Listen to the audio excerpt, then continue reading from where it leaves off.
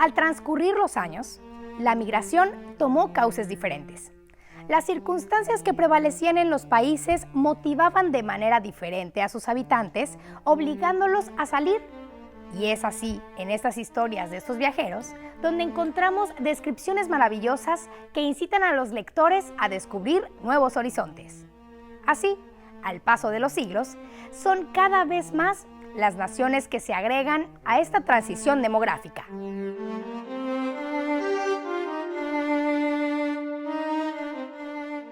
Hacia 1880, quienes más van a migrar son los países de Europa del Sur: Italia, Grecia, Turquía, España.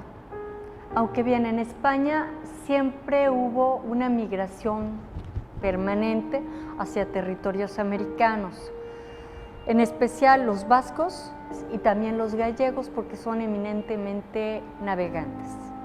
Vienen polacos, rumanos, o sea, todos los eslavos, y vienen también los judíos. Los judíos migran sobre todo por cuestiones de carácter religioso. Le empieza una persecución y muchos deciden viajar hacia distintos países de América.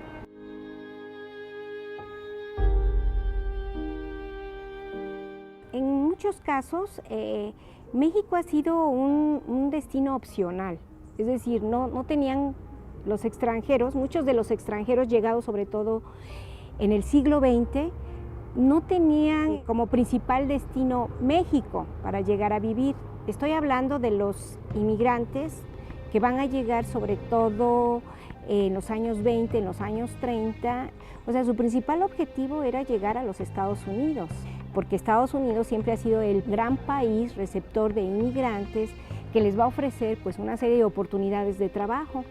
Pero comienzan a endurecerse las medidas, la política inmigratoria estadounidense, se van a establecer una serie de medidas restrictivas a la llegada de inmigrantes enfermos, sin recursos económicos, de jóvenes que no vienen bajo la tutela de un familiar, de analfabetos. Muchos de esos inmigrantes que pretendían llegar a Estados Unidos se van a quedar en México, porque México era una de las vías de tránsito hacia los Estados Unidos, o sea, los puertos de Veracruz, Tamaulipas, en fin, por el Atlántico, llegaban estos inmigrantes con el deseo de ingresar a Estados Unidos. No se puede por las barreras antimigratorias y se van a quedar en México.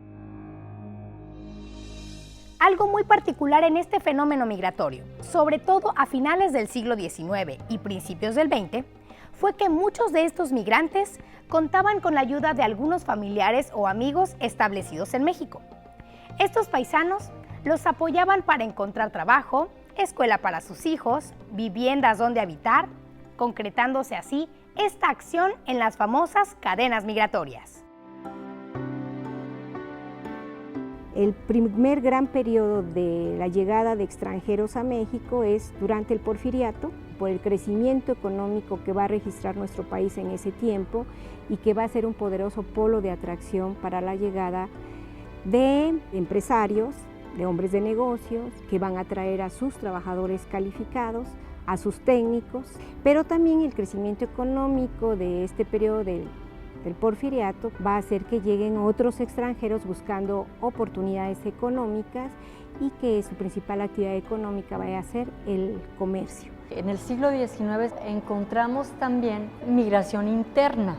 Las grandes ciudades, por ejemplo, la Ciudad de México o Puebla, o el caso específico de Veracruz, hay migrantes que proceden del interior del estado o de los estados circunvecinos, que vienen justo como mano de obra. Y vamos a tener también en el siglo XIX un flujo migratorio ya muy importante de centroamericanos que llegan a trabajar a Minatitlán, a Cayucan, a las zonas tabacaleras de los Tuxtlas, tanto centroamericanos como yaquis y mayas. Por ejemplo, llegaron muchos mayas a trabajar, pero también hacia mediados del siglo XIX fue una migración voluntaria.